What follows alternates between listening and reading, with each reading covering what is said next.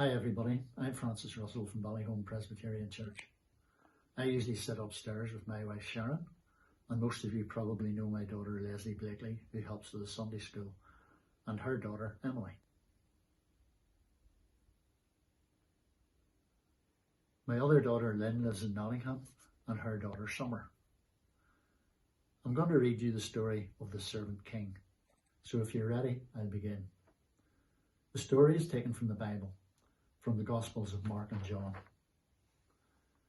It was Passover, the time when God's people remembered how God had rescued them from being slaves in Egypt. Every year they killed a lamb and ate it. The lamb died instead of us, they would say. But this Passover, God was getting ready for an even greater rescue.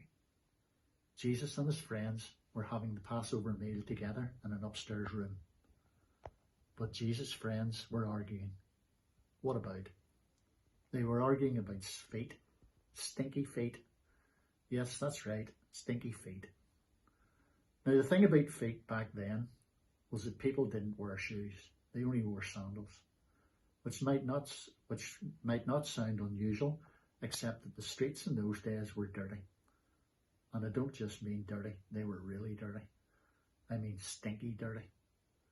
With all the cows and horses everywhere, you can imagine the stuff on the street that ended up on their feet. So anyway, someone had to wash away the dirt, but it was a dreadful job. Who on earth would ever dream of volunteering to do it?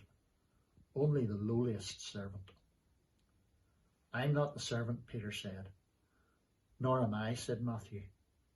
Quietly, Jesus got up from the table, took off his robe, picked up a basin of water, knelt down and started to wash his friend's feet. You can't, Peter said. He didn't understand about Jesus being the servant king. If you don't let me wash away the dirt, Peter, Jesus said, you can't be close to me. Jesus knew that what people needed most was to be clean on the inside. All the dirt of their feet was nothing compared to the sin inside their hearts. Then wash me, Lord, Peter said, tears filling his eyes, all of me.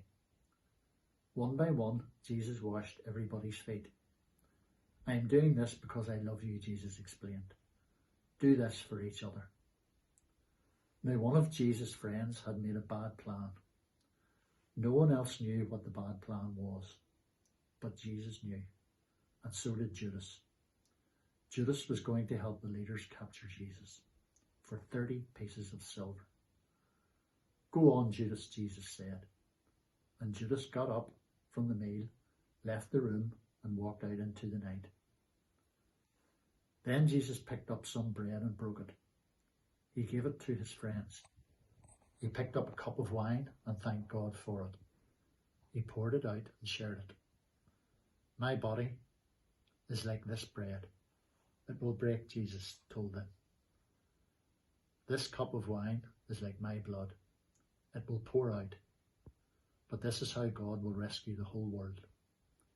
My life will break, and God's broken world will mend. My heart will tear apart, and your hearts will heal. Just as the Passover lamb died, so now I will die instead of you. My blood will wash away all your sins, and you'll be clean on the inside in your hearts. So whenever you eat and drink, remember, Jesus said, I've rescued you. Jesus knew it was nearly time for him to leave the world and to go back to God. I won't be with you long, he said. You're going to be very sad. But God's helper will come, and then you'll be filled up with a forever happiness that won't ever leave. So don't be afraid. You're my friends and I love you. They sang their favourite song and walked up to their favourite place, an Olive Garden. So remember, everybody, to be like Jesus doesn't mean to live like a king. It means to live like a servant. Night, night.